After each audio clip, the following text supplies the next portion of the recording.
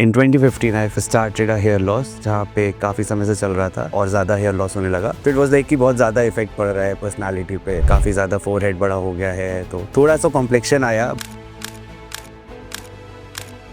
मेरा एक्सपीरियंस अभी तक ये रहा कि बढ़िया था। इट वॉज वेरी नाइस कि यहाँ पे काफ़ी सपोर्टिव और काफ़ी मॉरल वो बूस्ट करने के लिए थे। इट वॉज वेरी नॉर्मल, बहुत ईजी प्रोसीजर है। It's a 1 day procedure and thereafter you can see कि रिजल्ट क्या है। I am very happy with my result and it's good.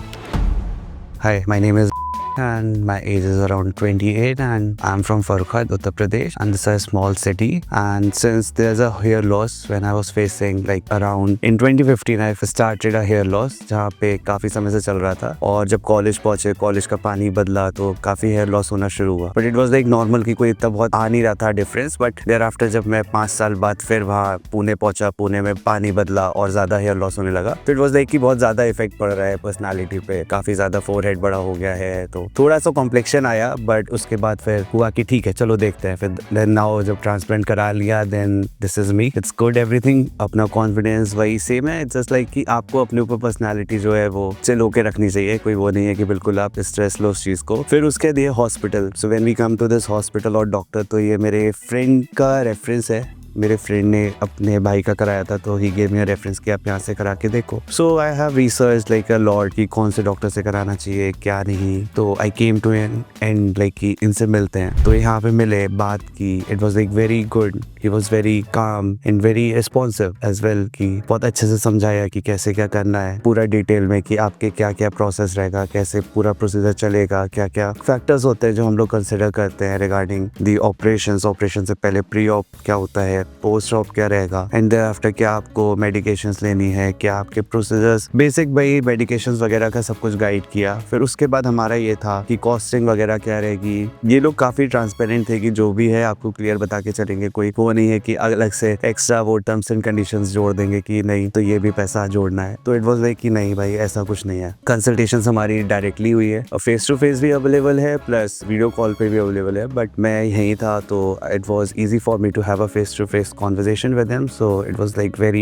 nice conversation we had for an hour. So it was not like कि उन्हें rush किया हो कि 5-10 minute में समझा के अच्छा ठीक है जाओ इतना हो गया। नहीं, it was like कि they have given a proper time, dedicated time था कि आपको ये समझाएंगे कि कैसे क्या प्रोसीजर रहता है। देयर आफ्टर कि वहाँ पे कि क्या चीज़ देखते हैं जब हेयर ट्रांसप्लांट से पहले। बहुत बार होता है कि लोग डरते हैं कि ऐसा कुछ हो जाएगा या स्किन में कुछ प्रॉब्लम आएगी या फिर आपको हेल्थ में इशू आएगा। तो ये सब गाइडेंस उन्होंने दी थी कि ऐसा कुछ नहीं होता है। फिर उसके बाद हमारा ये था कि डॉक्टर से काउंसलिंग होती रही। Like we had a conversation like around 2-3 times before the operation, before fixing the date. तो जब डेट वगैरह फिक्स हुई, फिर उसके बाद हम लोगों ने ट्रांसप्लांट के लिए गए। सो प्री ऑप में जब हम लोग थे तो it was like very normal conversation with the everyone. Doctor was chill and he was like very in a fresh mood as well as like very friendly manner में थे। तो हम लोग भी मस्त आराम से था कि विगो लगी है एंड ही वाज लाइक कि भाई मरीज तो नहीं हो, it's just a normal operation, तो कोई बीमार नहीं हो तो चिल होके करो। तो ऑपरेशन गया, कोई दर्द का इतना पता नहीं चला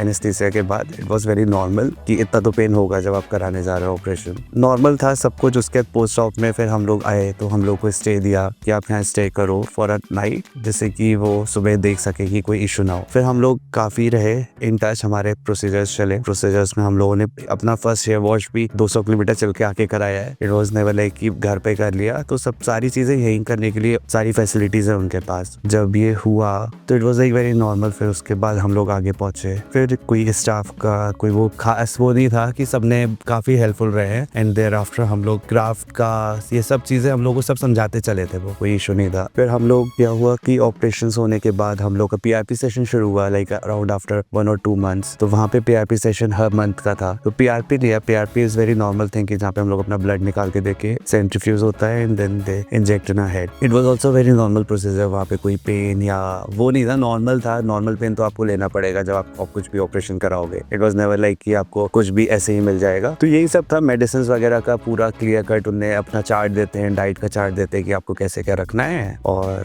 देन पोस्ट ऑपरेशन दिन ये सारे प्रोसीजर होने के बाद भी डॉक्टर आपके साथ कांटेक्ट में रहते हैं। डॉक्टर हो गए, उनके स्टाफ हो गया, पूरा सब कांटेक्ट में रहेगा and they are ready to help you out किसी भी तरीके से। And in the end it just me who has came in front of you after the operation. Thank you.